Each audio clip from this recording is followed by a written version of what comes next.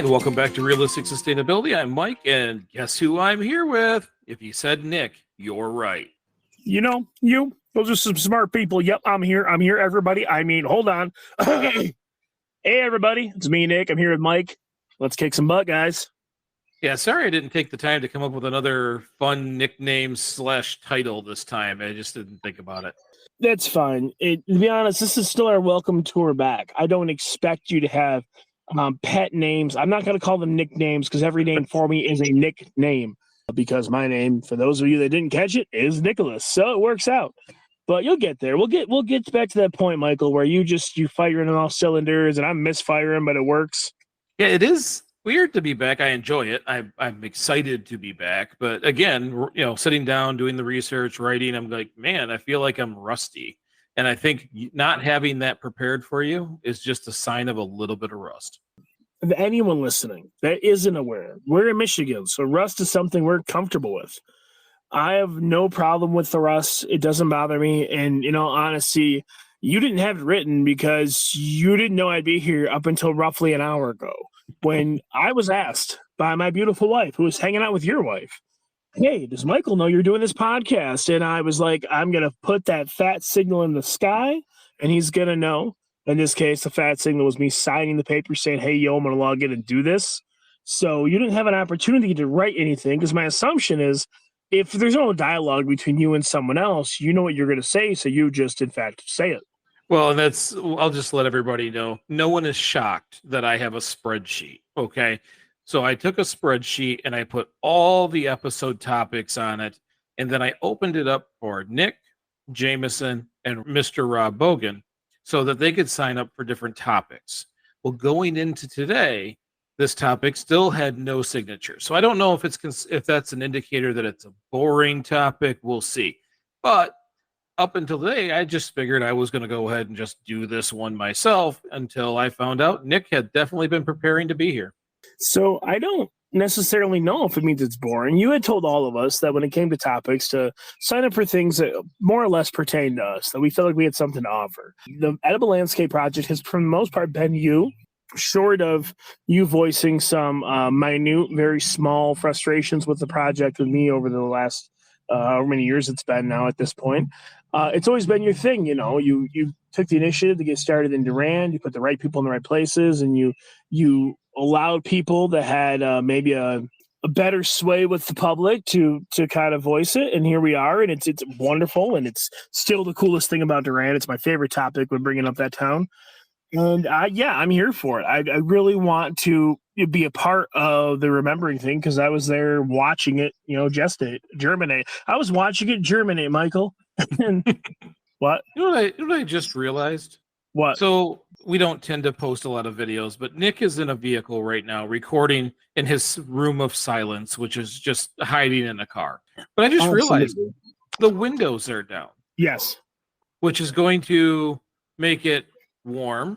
I see that person pulling in behind you too. In Michigan right now, it's like 90 degrees.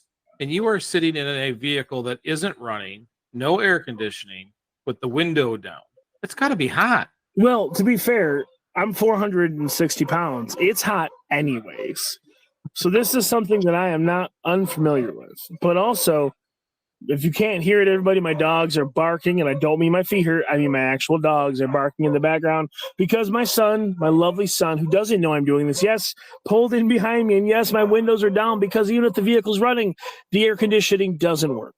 No. So I'm enjoying this prime Michigan weather. I am loving the heat and melting every minute of it. And it is, it's good. Honestly, it's good for you.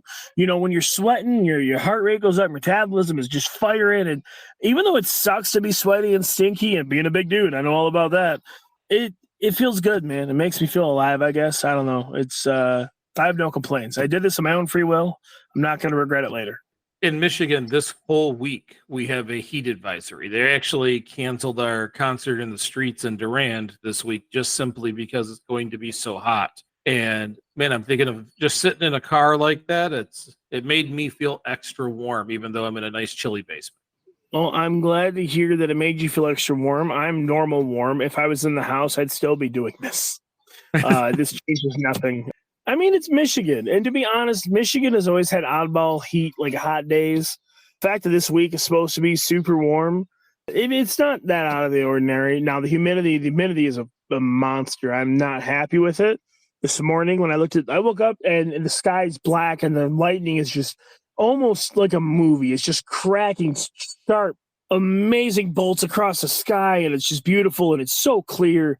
And then the thunder rolled like a Garth Brooks song. And it was just like, wow, what a time to be alive and be in a vehicle where you're not going to get rained on. And then the rain never came. So it just got more humid. It was like, okay, here comes the storm. Here's a little bit of wind. We're going to drip 6 drops of water on your windshield. And then, by the way, it's 100% humidity the rest of the day and it's 90 something degrees. Have fun. I'm like, yeah, work in a kitchen. Sweet. Yeah, it rained like crazy out here this morning, but anyways, I think we gave away the topic. Obviously, the topic is we're going to catch everybody up on Edible Landscape. We're in our 4th season here in the Edible Landscape here in Durand, and there was a lot of things said that would happen, good and bad, if we did this project. So what I figured was, why don't we go over it, talk about the good and the bad of the things that people thought would happen and did they? And then we'll take a look at some things that did happen, both good and bad, and how to deal with each. Sorry, I suck at waiting my turn. I should have put my hand up, but I'm in a car. You couldn't see it. If we're going to talk about the good and the bad, how much of the bad can I talk about? Like, are you going to put a leash on me? Are you going to edit me? Or do I get to be honest? I let your home wrecker hot dog stay in the first episode. I'm just saying. And I appreciate that. And to be honest, one of these days you will taste that amazing Kogel quarter-pound Frank, and you'll understand it's delicious. Yes, I just plugged my hot dogs. But no, it's just because I remember some of the fears, if you will, more of the naysay that people threw at you when you wanted to, start this project that were what I would call an anti-argument, because they're like, I don't want to because, and then insert ridiculous scenario, and they never happened. And so there's a couple that I remember, one in particular, and I want to know if we're going to talk about it or not. And maybe I'm just imagining it. Maybe in my head, I just put this ridiculous thing together. But I remember it being very funny and laughing at you hysterically going, are you serious? And you're like, yeah, that was said to me. So I'm not going to tell you which one it is. But when we get there, if I crack up laughing, you'll know why. Okay. Well, just a quick reminder for anybody who doesn't know the Edible Landscape Project, it was an initiative right after COVID here in Durand, Michigan, where we decided to put food any place that you have standard foliage, any kind of landscaping, places where it was going to get watered anyways. You can make things look really good, even with red peppers or other edible vegetables or plants. And it was going to be part of the decoration, and it was going to be part of how the city functions, kindness on display, if you will, where this food is available to anybody and everybody whenever they want. If you want to know more about it, go to greeningyourlife.org. There's where I kind of put in all the research, contacting the health department for both the state, the county, dealing with those pieces and what I learned. But what we do is we do about 15 total days per summer, plus a couple, extra meetings for the leadership team for the beautification committee. But that's really about it. 15 days between planning, planting, and cleaning, and then taking it all down by the end of the season. It got to a point where the city enjoyed it so much that they actually funded it. So we get, I think it's $500 a year put into the fund to be able to do this project, which is more than we ever need. So this is part of the beautification, so we can use those funds to make Durand look better. So we're constantly working on different aspects of that. Well, and to be honest, though, something that I think may not have been clear with the way you explained it, and don't take this the wrong way, but effectively what you guys are doing or started doing in the beginning is any place in town you put decorative flowers every single year that, die and get removed. They just put food. That's the best way to put it. Instead of, roses or mums or tulips, it was, hey, here's some cucumbers and here's some radishes, here's some peppers. And as the city got used to it, people would start asking questions. Hey, can anyone have this? Is this free? Can I eat this? And that was encouraging. Yeah, that's what it's there for. Enjoy it. This is your city. This is what it's for. So yeah, it was kindness on display in the purest form. And it is one of the coolest, like I said, it's my favorite thing to talk about when it comes to Durand. Well, and we didn't tear out all the flowers either. It's a mix of, we keep them together helps pollination, obviously, but it also is just part of the decor. We wanted it to be the backdrop of what Durand is. Now, granted, it was so successful the first time, we went crazy and planted everywhere. So now it's actually harder to keep up than it used to be. But here's some of the things that were said when that would happen, both good and bad. Things that we either use to defend the project to the city council to get it approved, or some of the objections that we heard. The first objection is that all the homeless people in Michigan will live in Durand. So there it is. Number one.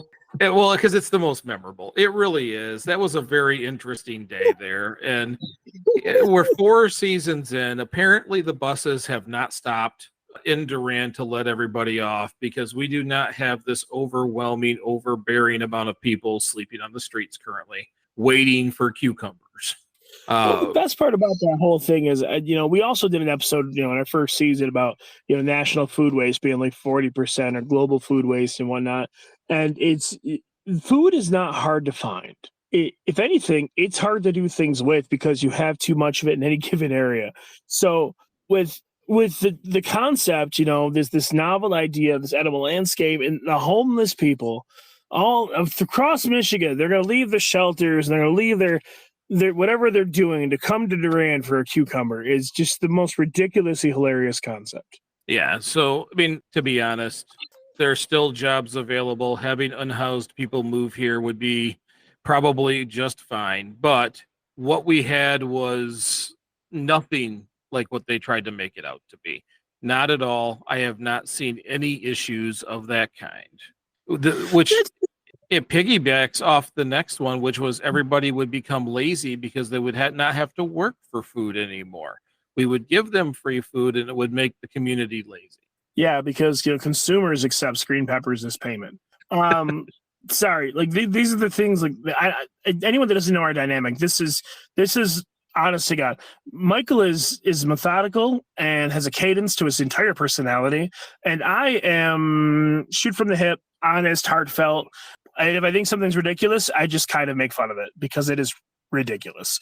And while I think there are a number of reasons to make people lazy when it comes to food, TV dinners, fast food, stuff like that, the notion has never been free. If I had a place to get free fruits and vegetables every single day where I can get better quality food, I'd be doing a lot more for them, honestly. Yeah, well, and we get exercise doing it, going out, walking the gardens, picking the ones you want. There's a lot of really strong benefits that we didn't necessarily anticipate in the beginning that are really good. I get a lot more exercise just wandering through the gardens, cleaning, picking the ones I want, checking on them and making sure they're okay than I ever did when I had my own garden. It's very close. I didn't go very far. So there are other things.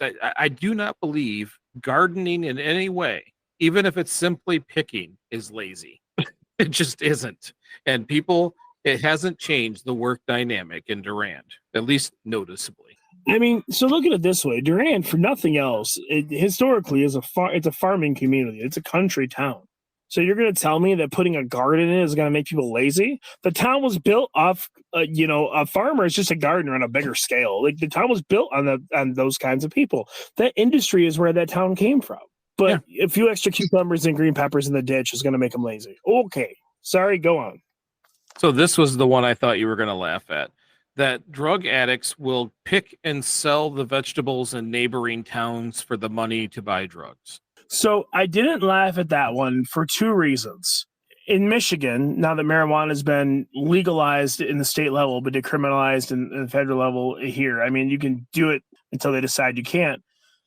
If you go to the grocery store, it is more expensive to buy a bag of apples than it is a gram of marijuana. For legit it is. So it's funny. It's still unlikely and outlandish. But my crazy brain can manufacture a scenario where it happens. I can make it happen. Well, and I don't think, at least thus far, we have not turned anybody into a farmer to take it to the neighboring farmers markets to sell. So we have. Listen, there's fruits and vegetables on those plants all year round. If they were clear cutting the plants and taking everything, we would notice. Back alley apple dealers slinging apples for hash. It was amazing the things that people would bring up so that they could sow in some fear to the concept of free, fresh, healthy foods for everybody. And Michael, why do they fear things? Uh, Oh, yeah, I guess because they don't understand them. oh, look how I pulled it out of him. Look how sad he was. Okay, but that's true.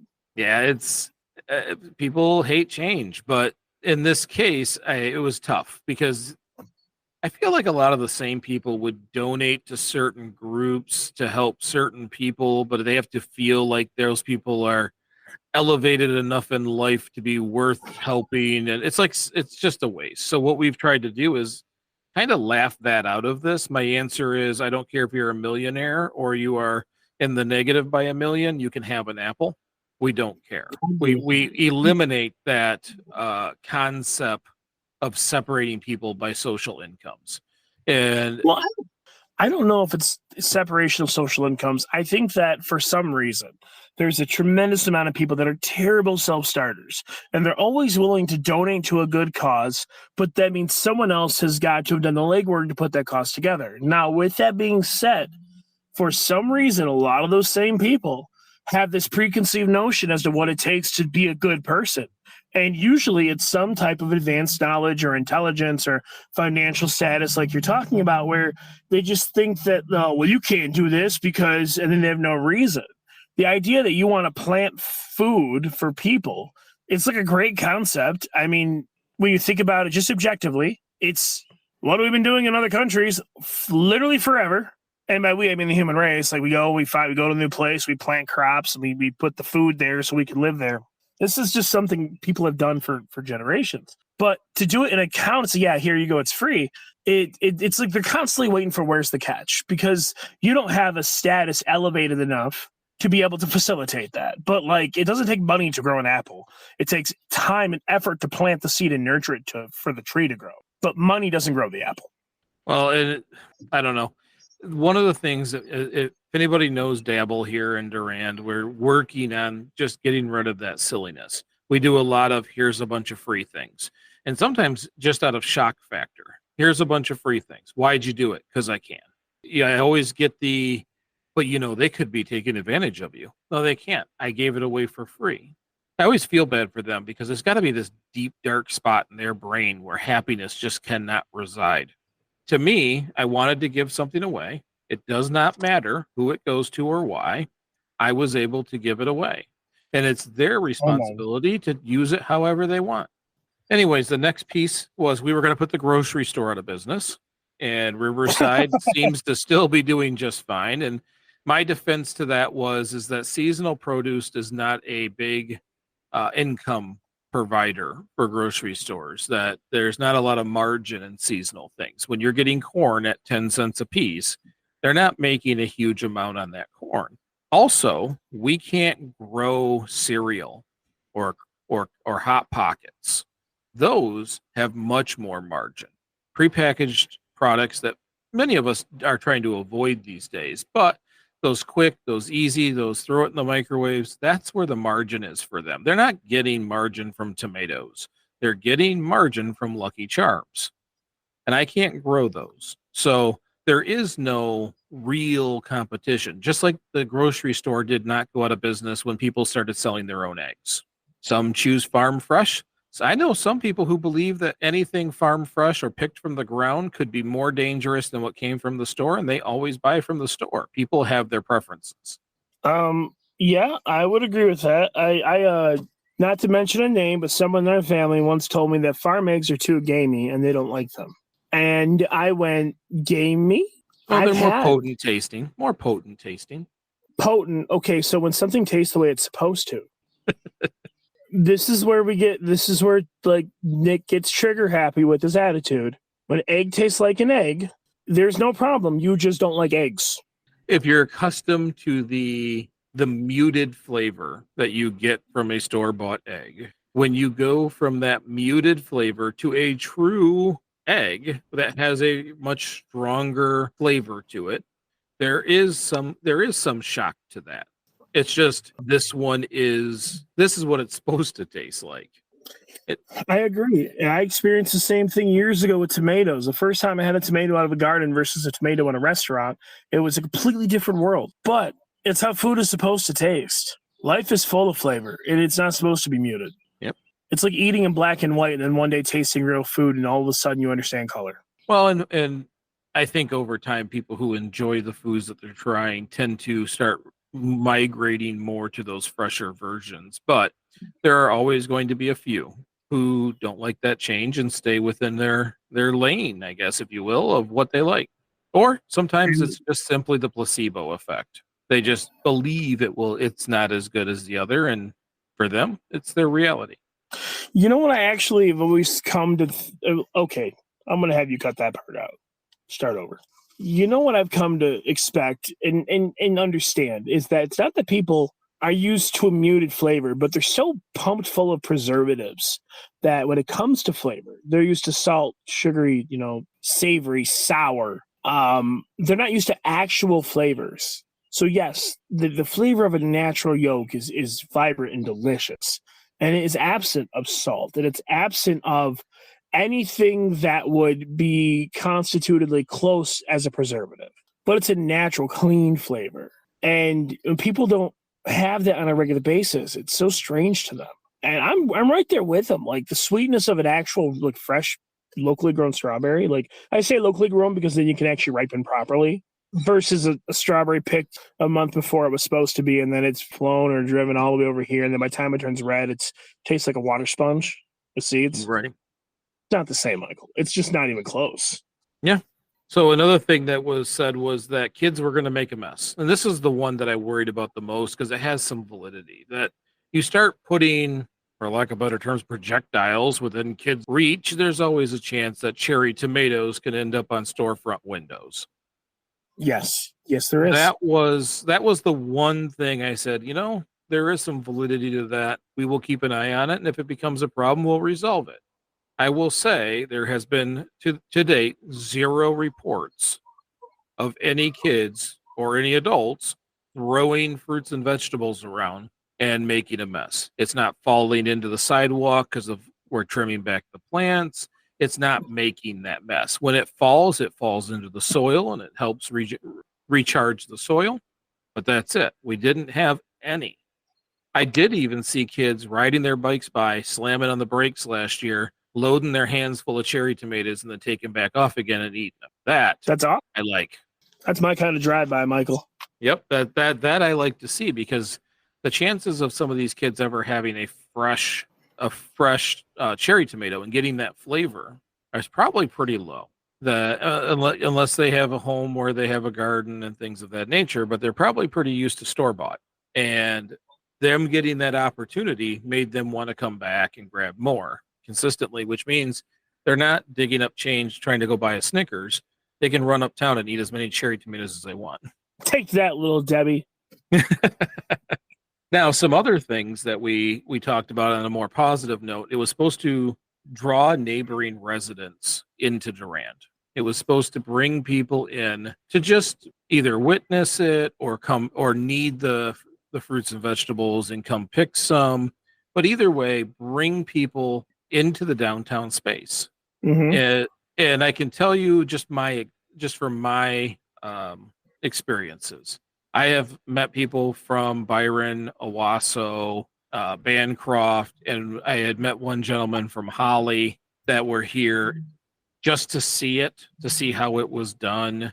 We have a listener that one time I was trying to tell the coffee shop owner who used to own the coffee shop that we want to support these kinds of things. People will come to town, and when they come to town, they'll probably grab a coffee or a donut or a sandwich while they're here. As I was saying that, behind him was a listener who brought a friend, and we're just kind of touring the gardens, holding a Stomping Grounds coffee. Now, it looks like I set that up 100%. I mean, we're literally having this conversation while it's actually happening behind him.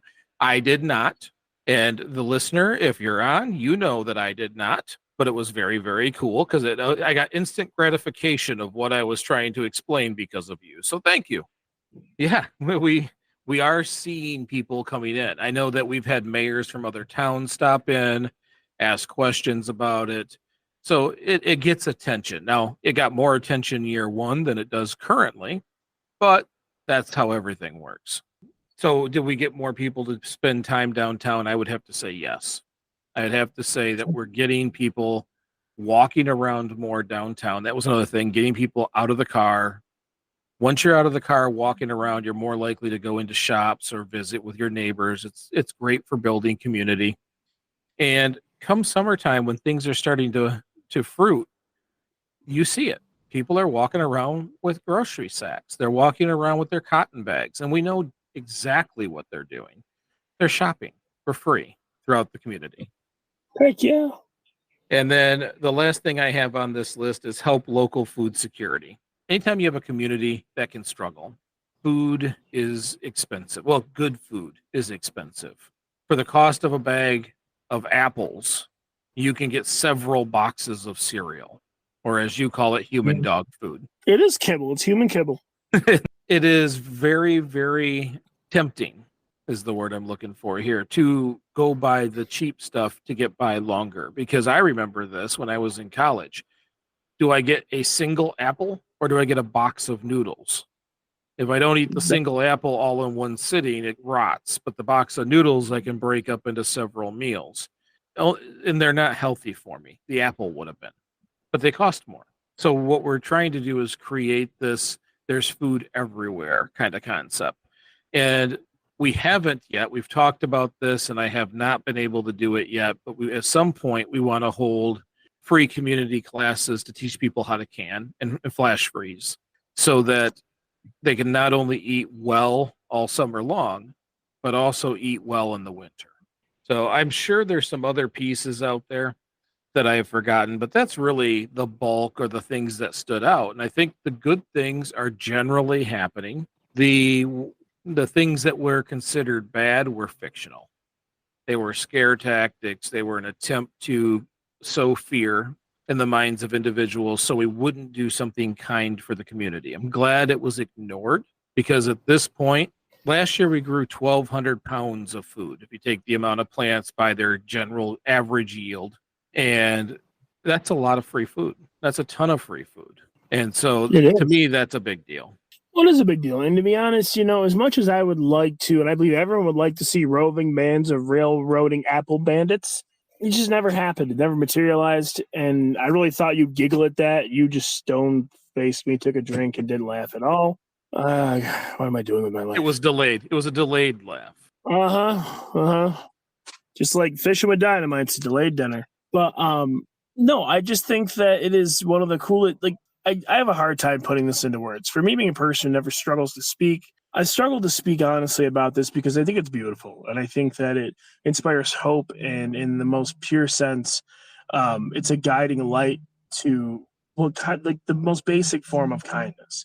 Doing something for people you don't know is just wonderful. The person who plants the tree he'll never be able to sit under as the person that truly understands life. And I think that when you have these kind of projects and you take the steps to make them happen, that little pebble makes waves for a long way, Mike. And I think that it is one of the coolest things you've been able to have a part in Durand. Well, and before I jump to the next thing, just remember, I do far less than I used to do. Yes, I promote it. Yes, I talk about it. I've done speeches and these things. And on Saturdays, I go pull some weeds. But there's individuals like Jeff, the mayor, who's got a huge passion for it and works very, very hard to make sure that this project stays here and is always top notch. Candace is our director from the chamber who makes sure that all the legalities are square, that pictures are taken for my, for on the website and the Facebook for beautification. It helps get the word out to both media because we want to do that so more communities see it working so that they will do it. And then Blair is she's the owner of Shaw's Pharmacy here in town, has just kind of taken the reins and ran, has done a hell of a job helping, and has helped include bring a lot of other help into the organization so that we can do more with it. So all those volunteers, everybody involved. So sometimes when we have these conversations, it sounds like I have a Superman cape on and I'm just flying around doing it myself. I'm probably last in line of the amount of work being done from everybody. Again, thank you to everybody who's a part of it. Now, I get to remind you that just before we went off the air, we actually had our very first like big sponsor, which was Magic Mind, the mental performance shots, which I took. You got none of them. I drank I know. all of them. And it was kind of a bummer when we stopped doing the show and the partnership ended, because I kind of got accustomed to them. It took me a minute to like the taste. I will tell you, in the very beginning, I'm like, that is unique. Plus, it looks like seaweed in the bottle. But Aren't they once made I, from mushrooms? yes, it is. And so as I started drinking them, I started to really enjoy them because they're a mental performance shot. I I feel as I've been aging that I'm foggier than I used to be. I'm not quite as quick or as sharp in many ways, and that bothers me for someone who likes to read and do, learn new things and study things like sustainability, being an engineer. I don't feel like I was as quick to answer or memorize as I used to. So it was pretty exciting when they said they wanted to come back. Since we were coming back, they were coming back. And I did it again, by the way. I received all of the drinks and I kept them for myself. So I figured I'd tell you that on the show right now. I have all of the little shots and I've already started taking them. Well, let's get two things straight here before you keep talking. I'm kicking into high speed mode. The last time I didn't get any is not only because I didn't want them, it's because I didn't have the time to come get them. And you did not bring them in, it's your fault. Yeah, that Anyways, is. and anyone that heard that, they need to know that was real time. That was not sped up. That's just what I can do with my mouth. I do want some. God bless it. I want to try it. It sounds so good.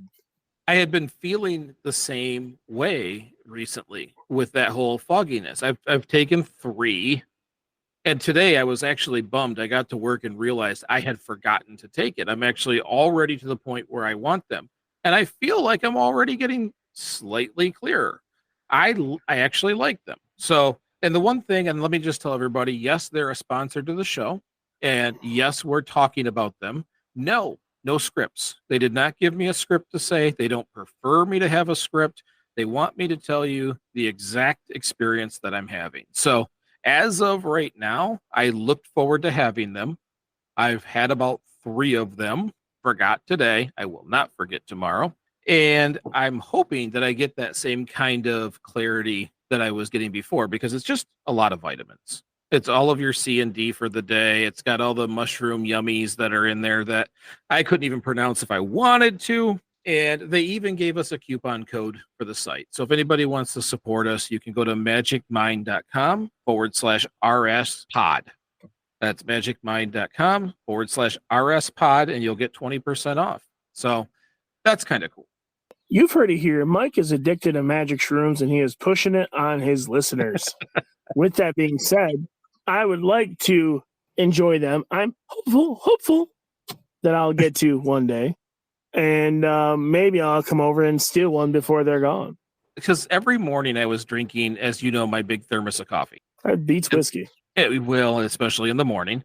I know that it's something I enjoy. I know it's something that I want, but it was always getting to a point where it was something I needed. So this is not a coffee replacement shot, but I have treated it like that. I'm now trying to drink coffee when I just want a coffee, because I don't like it in the summer as much as I do the winter. It's kind of working and I like it. So we won't stay on this too long. Everybody knows that for the next 3 shows, we're going to talk about Magic Mind, but I'm only going to tell you exactly how I feel. So far I'm more optimistic because we're just getting started again, but hopefully it will do what it did last time, and then maybe we can work out some kind of long-term deal with them. And maybe you'll get one or 2. Maybe I would like to partake. I would like to give them some honest feedback as to what the chef thinks of the effects and taste. But I don't think it's going to happen because my brother is stingy. Not all the time. I mean, maybe with these, but not all the time with everything. Let's just say that. Okay, we'll do whatever makes you sleep at night. Oh, I sleep. Anyways. This episode is brought to you by Indeed. When your computer breaks, you don't wait for it to magically start working again. You fix the problem. So why wait to hire the people your company desperately needs? Use Indeed's sponsored jobs to hire top talent fast. And even better, you only pay for results. There's no need to wait. Speed up your hiring with a $75 sponsored job credit at Indeed.com/podcast. Terms and conditions apply. Enough of that. Let's move on to some of the lessons learned on the Edible Landscape Project, because when you start a community project like this, there's always lessons learned, because there's so many different things that can happen with so many different people and so many different ideas with different personality types. There's always going to be a few things. There was a time that I always thought you really just hack down your tomato plants down to kind of the bare minimum so that the fruit that's on there gets the majority. You get much bigger tomatoes. And I had someone with a lot of experience want to smack me. Like, no, don't do this. Please don't touch these. Like, and then sit down and teach me how to actually trim a tomato plant correctly, unlike the hack job I did. So those are kinds of things. You have to know the plants, the people that have that knowledge of how to grow each one. For example, tomato plants, you don't just take them and throw them in the ground. You really want to dig a small trench and lay them in that trench and then bend them back up. Because all the hairs on a tomato plant are possible roots.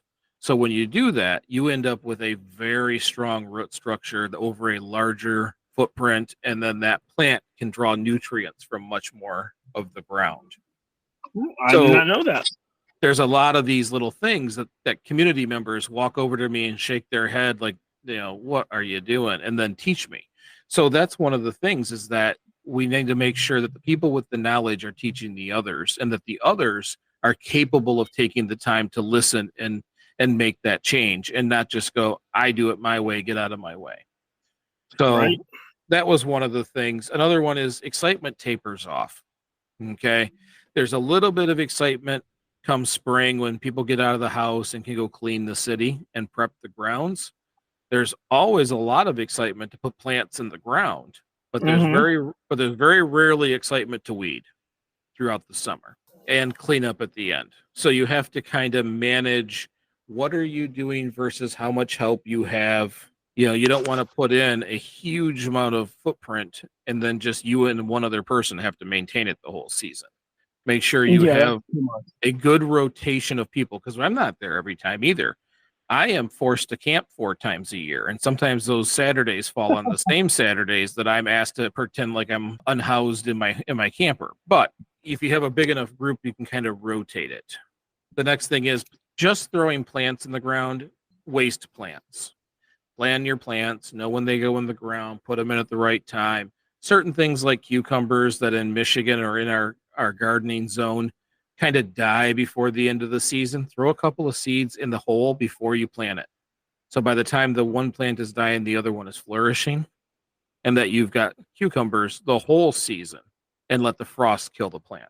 But understanding when the plants need to be in the ground is very, very important. We did that with a bunch of things. There's certain things you really have a hard time growing in Michigan that we had a whole bunch of those plants. People kept waiting for them.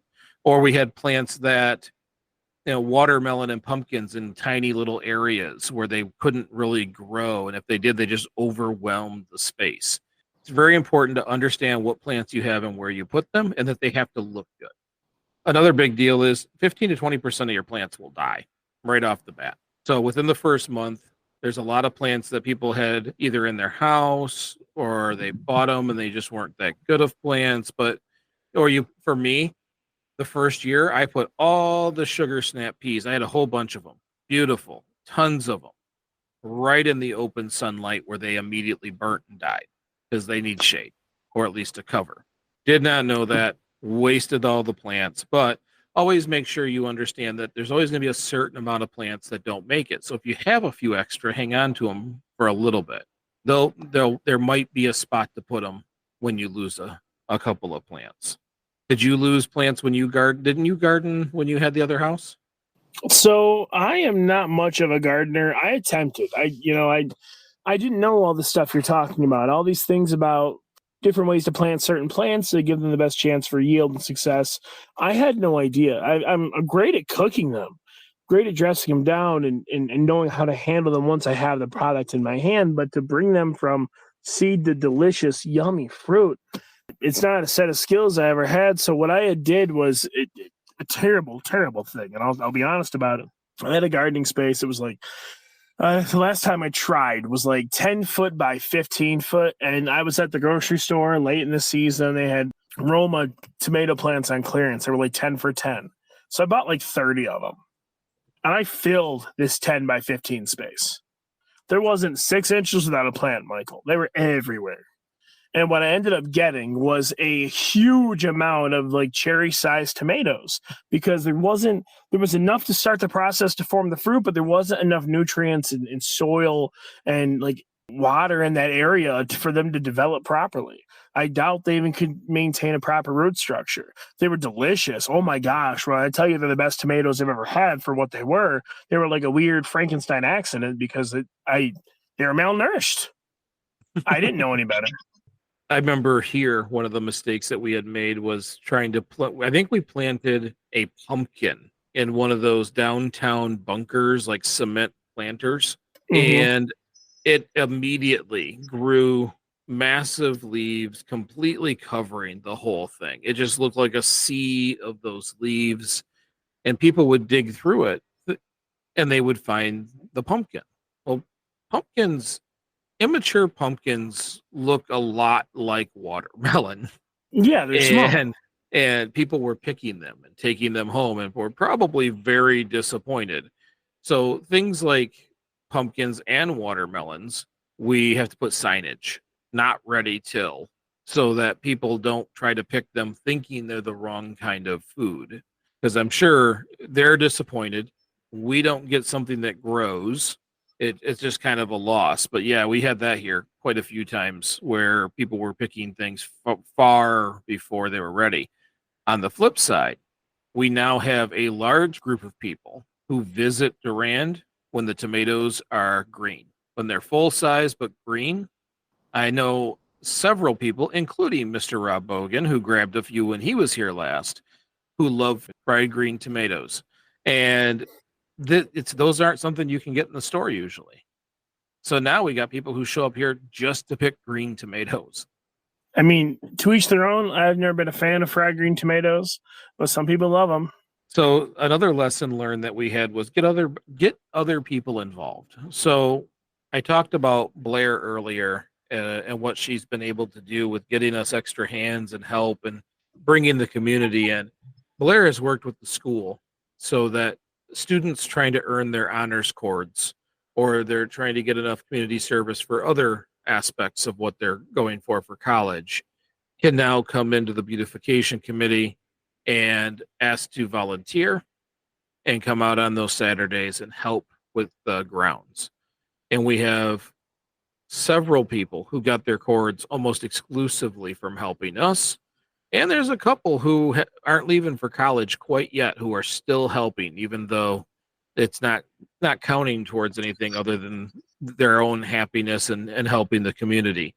That has helped bring some people in to help appreciate the Edible Landscape Project, help them get a perspective of what we're doing, and get the extra hands going to help making sure that the weeds are down and that it all looks good. It really is getting the high school kids involved, getting some of the ag kids involved, and they get something out of it. They get their cords when they graduate. Well, they also get real life experience in doing something that most people just don't do nowadays. You know, very few people, like you mentioned earlier, they really don't grow their own fruits and vegetables. They don't have gardens. They don't know what real food tastes like. And you're planting the seeds of better habits in these young ones. You're weeding their future. I could do so many gardening puns, but it's just it's wonderful. Another version of this is what we're trying to work on is for anybody who is in a sense sentenced to community service. We want to be able to give them the option to work with us, to be able to come to Durand, work on the Edible Landscape Project, get their hours for whatever they have done, serve that time, and hope that they stick around when it's over with. That's another one that we're looking at, talking to our local police chief and hopefully Shiawassee County. Heck yeah, that's what I'm talking about.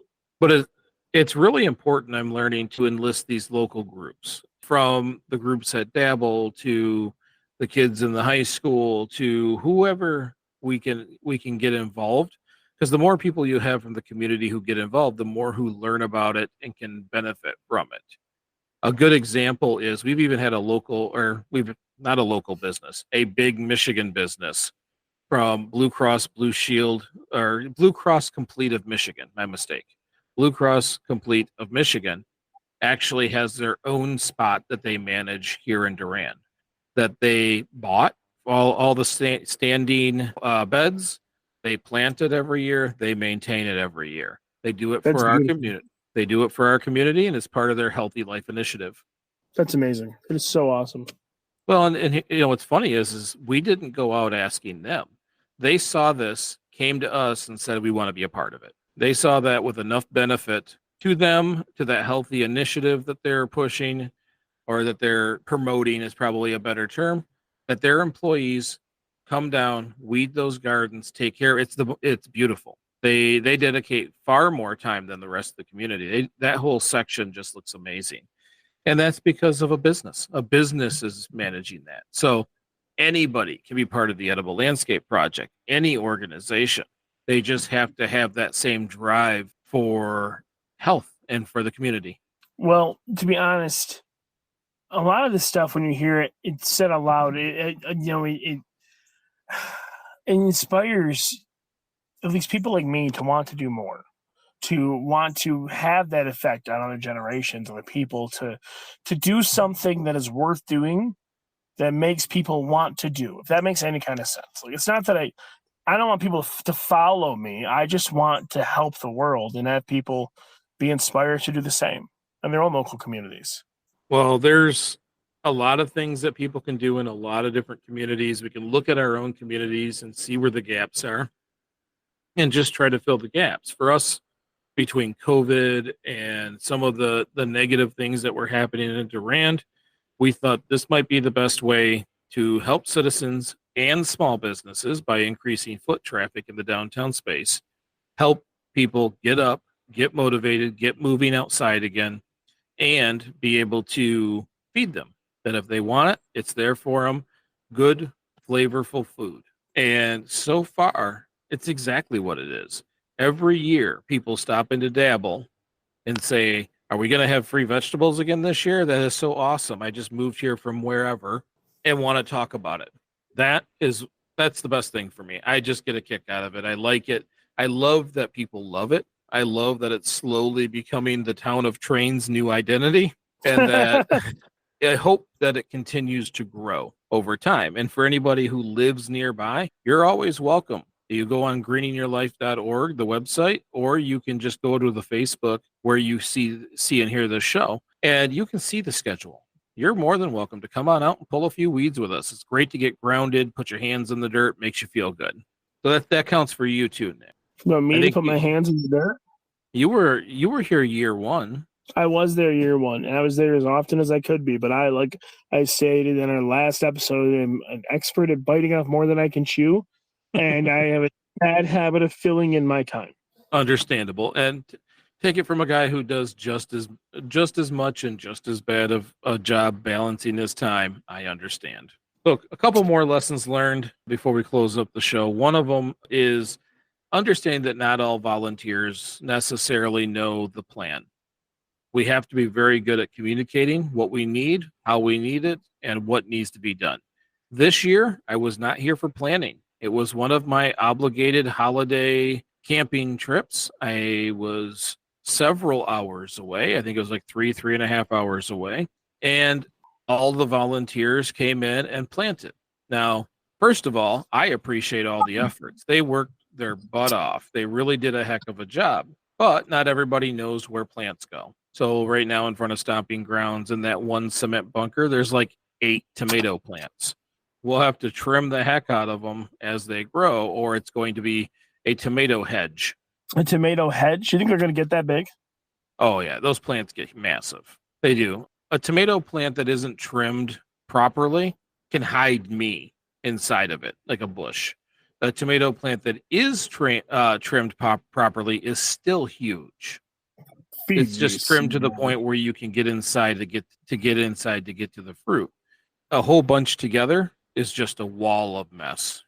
So we'll have to keep an eye on it. And I'm sure we'll lose some of those plants. Again, we get 15-20% will die anyways, either through this upcoming weather or just from not getting sunlight because the one next to it was too large. But we will have to keep an eye on some of those things, because if you don't plant things in the right places with enough space, you don't get as much fruit, right? Yeah, that makes sense. If they don't have enough sun, or if they have too much sun, not enough water, they're not going to produce as well. Yeah, and we're still not perfect on this communication thing as a team. So it happens, and we just kind of roll with the punches and do what we can to resolve it. Also, a big thing is when you create these kinds of initiatives, a lot of us want to create initiatives, hand them off, and move to the next. As you know, Nick, and as people who were listening a year ago when we first started this, I'm helping champion free public internet in the downtown space. So when you hand things off, hand it off to a leader, someone who's organized, someone who can help design a better process than we ever could. Because if it just goes to whoever, the project can get lost in the mix, right? When people don't have guidance, we don't make the progress we probably should. So when you're looking at these projects and you're ready to hand it off so you can champion the next, and I do believe you should. Yes, you can go pull weeds like I do, but you should hand off the leadership side so that you can champion the next thing. Make sure you hand it off to someone who's a structured leader, so you don't fall backwards a little bit. And as for an update, the free public internet in Durand is still running into some roadblocks. We had it, then we didn't have it, then we had it, then we didn't have it. I had been given at least 4 dates that it would be completed, and we're still kind of waiting. So we're still fighting for it. The budget still allows it, and the city council knows that the residents want it. So we are working on dragging that over the finish line. So it still is in the process. This one we couldn't get as clean and as quick as we did the edible landscape project. Little by little, little bit. Yeah, that's it too. And that's how you keep from getting frustrated. There's times when you're just, man, this should not be this hard. But you remember, little bit, big bit. As each one of these initiatives develops and it becomes beneficial to the community like this one, it gets easier and easier as you go. 2 more. Weeds everywhere. There's weeds. There's always going to be a ton of cleanup. So make sure that on your cleanup days, those are not the layback because we planted days. If you want it to look good, and it needs to look good if you want people to buy into the concept, it's got to get weeded and cleaned. Right now, if you come to Durand, it is not that. It is very weedy. It doesn't look quite as good, which is why I'm not posting any videos at the moment. The plants are small and the weeds are tall. So every week we're doing a little more and a little more, trying to clear them up so that just as it gets into the fruiting point of the season, everything looks really good. Next year, we need to do a few other things to make sure we're kind of ready for that. I don't know what it was this year, but it seems like every spot we cleared was covered in weeds within minutes. Yeah. And I don't know if it was just as bad in the past or not. It just feels like this year was much worse. So we got a little work ahead of us. Another thing that I'm doing, don't tell anybody, is guerrilla planting. I am quite often going for walks with seeds in my pockets and in spots in the city where there is nothing. It's out of the way. It's nothing. There's no reason almost for that space other than it being space. I'm dropping seeds. Now, will the birds eat most of them? Probably. Will squirrels? Yes. But somewhere, at some point, we're going to get a few things growing. And in these useless spaces in the different corners of the city, all of a sudden, green peppers are going to pop up. Or on that fence that they tell me you definitely cannot plant anything on that fence. You know, birds sometimes move seeds from one place to the other using their digestive system. So they can't really, I can't say that they didn't take one of my seeds from somewhere else and end up on that fence line. But you could find things like green beans growing up those, which I think would look pretty cool and be very useful. That's one of the things that's been new. Walk around, find those spaces, and just drop some seeds and see what happens. That's a really cool concept. Probably shouldn't have said that out loud, but I like that. Well, the worst one is the entrance and exit in the Durand Expressway. So let's see if I get beat up or if this bites me in the butt. They told us you cannot do anything with the grass there. What I was thinking was seed bombs. Just buy a big bag of clover. Because I think you can get clover in like a bluish tint. I know that our friends at Ball Horticulture was saying blue is not a natural color, but there are some things that you can get that are genetically moved to blue. But blue and white is really what I wanted. Blue and white flowers. Just throw them as far as you can and let them do their thing. Because how cool would it be if the Durand exit, one side was blue and the other side was white? That would be super cool. Yeah, and I'll be honest, depending on what you throw out there, you won't even have to mow it if you can get rid of the grass. If it ground covers and clears the grass over time, they won't even have to pay to maintain it. But unfortunately, the DOT does not see it the same way I do. So someday it just might have to be if someone happens to find a species that fits, we just kind of accidentally, with our holy pockets, go for a walk. Accidents happen all the time, you have a hole in your pocket, you lose your change, you lose your seeds. It could happen. Or as Jamie calls it, Shawshank planting. I see. The biggest problem with this initiative is we're not seeing it spread. And that's a little disheartening for me. So I would be very excited to be able, if anybody out there is seeing this in any other towns or cities that isn't just someone's yard, send it to me, because I would love to see that this initiative is doing more than just being on the show and going through this town. The goal was, yes, do all those wonderful things for Durand, but be the test dummy, be the example so that other communities could pick that ball up and show us how to do it better. Because I think if we did this throughout the whole United States, food insecurities would drop dramatically. I hope that this becomes such an initiative that food industries attack us.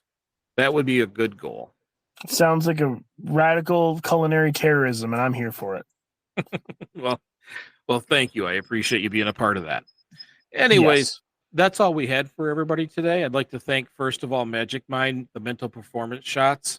We appreciate them supporting realistic sustainability and delivering a large quantity of little shots for me. To you.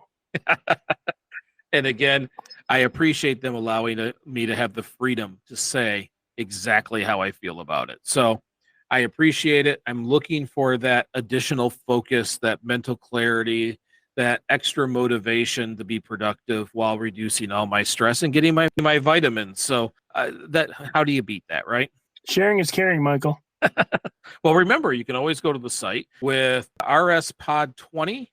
You can get 20% off, or you can go to magicmind.com/RSPod, which I will have in the description. So you can support us and yourself at the same time. So thank you, Magic Mind. Also, I want to thank everybody who's listening, especially those who missed us. And I'm going to say that's 100% of the listeners, but I appreciate all the emails and the conversations about coming back and the immediate emails of us coming back. People have already started to send us pictures and messages. We did already get an update on Lightning the Tortoise, who really enjoys the hot weather, I guess. And he's got some goat friends. So that was pretty cool. I appreciate that. So in general, thank you everybody for still listening, coming back to the show, and letting us do what we love to do. And with that being said, if you enjoyed this show, please share it with a friend or on social media. And again, if you don't enjoy it, just jump onto Facebook and type it in the comment section at the bottom, because the algorithm is the algorithm. If you like me or hate me, it still helps. But do me a favor, don't forget to follow the show, because you'll never be able to catch all of Nick's antics, or Nick and the team's antics, if you're not following the show and hearing every single one of them. So thank you all again for listening. I'm Mike. And I'm Nick. And we will see you soon.